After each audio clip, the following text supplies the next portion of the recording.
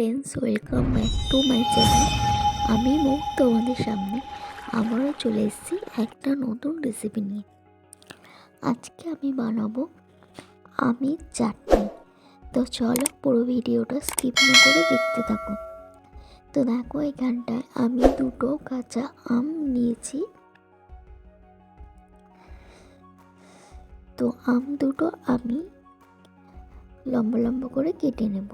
তো দেখো বন্ধুরা, আমটা একদিন পরে এনেছিল বাজার থেকে। তো একদিন পরে আমি আমের চাটনিটা করবো ভেবে রেখেছিলাম ফ্রিজে। তো আমটা একটু হলুদ হয়ে গেছে। আর আমের চাটনি বানাতে শুকনো লঙ্কা, সর্ষে আর পাঁচফোড়ন নিয়েছি। এখানে আমি কড়াইয়ে তেল দিয়ে দিলাম সর্ষের পরিমাণ মতো। তো বন্ধুরা, তোমরা কেউ লাইক দিতে ভুলো না। তোমাদের একটা লাইকে আমাকে আরও নিত্য নতুন ভিডিও বানাতে উৎসাহিত করবে।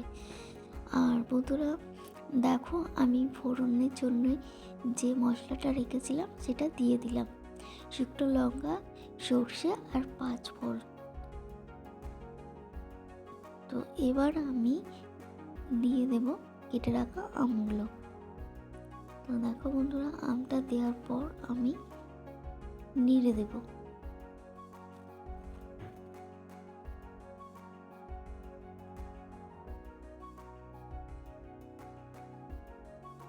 আমটা ভাজা হলে আমি এর মধ্যে দিয়ে দেব পরিমাণ মতো লবণ।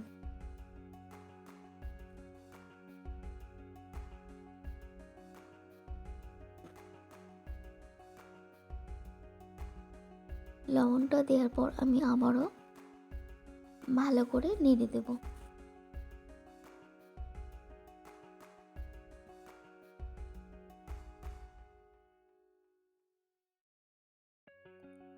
তো আমের চাটনি খেতে খুবই ভালো লাগে।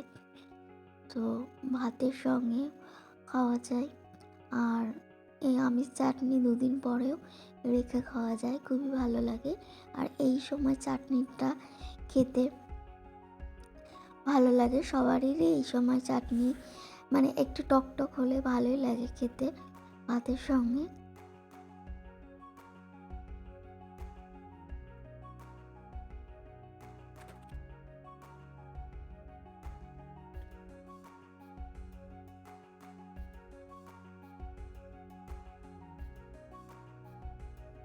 আমটা একটু ভাজা হলে আমি এর মধ্যে দিয়ে দেবো জল। তো দেখো বন্ধুরা, জল দিয়ে দিলাম।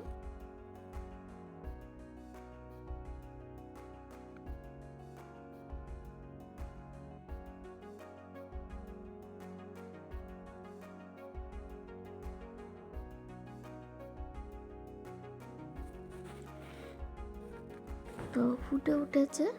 এবার আমি এর মধ্যে দিয়ে দেব চিনি।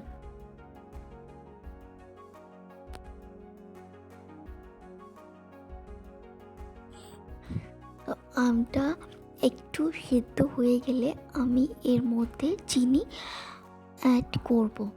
তো বন্ধুরা, আমার চ্যানেলে যদি নতুন বন্ধু হয়ে থাকো তাহলে চ্যানেলটিকে সাবস্ক্রাইব করে পাশে থাকা বেল আইকনটি প্রেস অন করে দিও।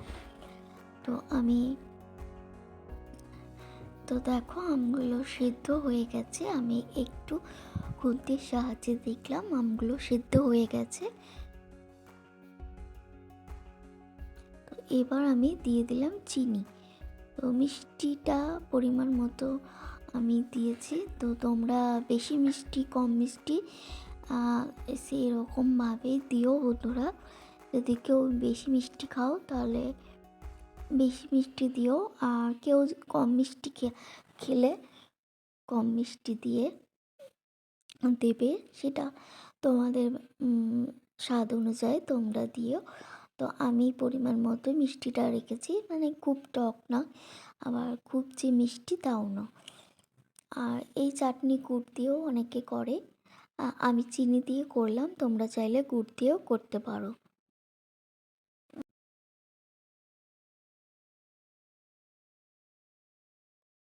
তো চাটনিটা ফুটে উঠেছে, আমগুলো প্রায় সিদ্ধ হয়ে গেছে। তো আমি একটু টেস্ট করে দেখলাম লবণ মিষ্টিটা কেমন, ঠিকঠাক হয়েছে কি না। তো সব ঠিক আছে বন্ধুরা।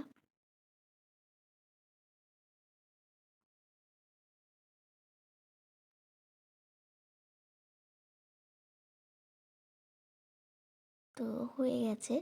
আমি খুন্তির সাহায্যে আমগুলো একটু কেটে কেটে দিচ্ছি, যেহেতু চিনি দিয়েছি। তো সেদ্ধ হয়েছে কি না আমগুলো ভালো করে আমি খুন্তির সাহায্যে একটু কেটে দেখে নিলাম। তো প্রায় হয়ে এসছে, আমি এবার নামিয়ে দেব। তো দেখো বন্ধুরা, হয়ে গেছে, আমি নামিয়ে দিলাম।